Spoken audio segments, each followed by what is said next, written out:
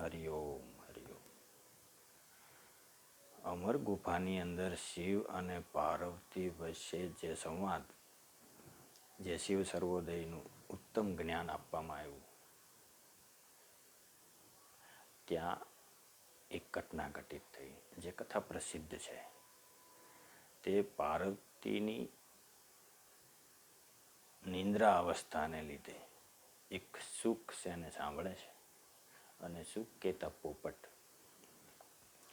જે અમર કથાથી તે પોપટ અમર થઈ જાય છે અને પોપટ કહેતા જે જ્ઞાનને બોલી જાય, અને તે પછી તે ભાગવતનું સર્જન કરે છે. આવી કંઈક કથા છે, અથવા ભાગવત તેના થકી આ સંસારને મળે છે.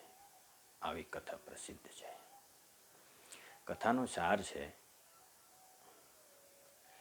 કે જ્ઞાન જે અમર કરે, જ્ઞાન જે મોક્ષ મેળવવામાં આપણને મદદ કરે, શું તમારા સદગુરુ, તમારા ગુરુ તમને તે જ્ઞાન આપ્યું છે, જે તમને જીવતા મુક્તિનો અનુભવ કરાવે?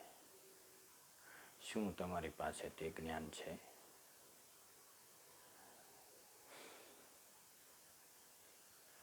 ભાગવતની એક પ્રસિદ્ધ કથા છે કે બ્રહ્માજી સૃષ્ટિનું સર્જન કરે છે, જીવને ઉત્પન્ન કરે, અને જે જીવને ઉત્પન્ન કરે તે જીવને જ્ઞાન આપી નારદજી મુમુક્ષ બનાવે, અને સંસાર આગળ ચાલતો નથી. આવી કથા છે.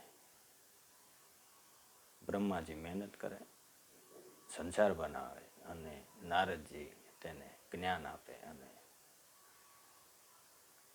પેઢી આગળ ચલાવવા દેતા નથી.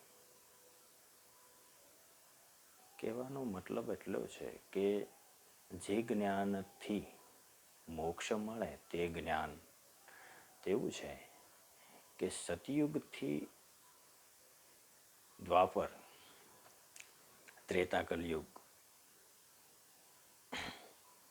સતયુગથી બીજા કાળની અંદર પ્રવેશ જ્યારે મળ્યો ત્યારે બે વ્યક્તિઓને પ્રવેશ મળ્યો છે.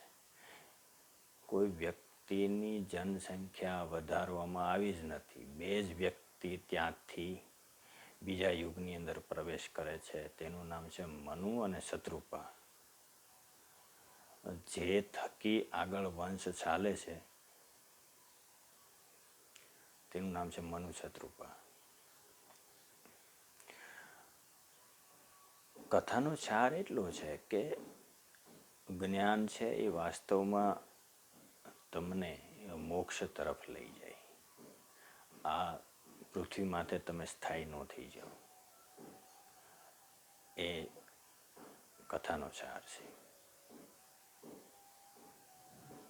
હરિઓમ.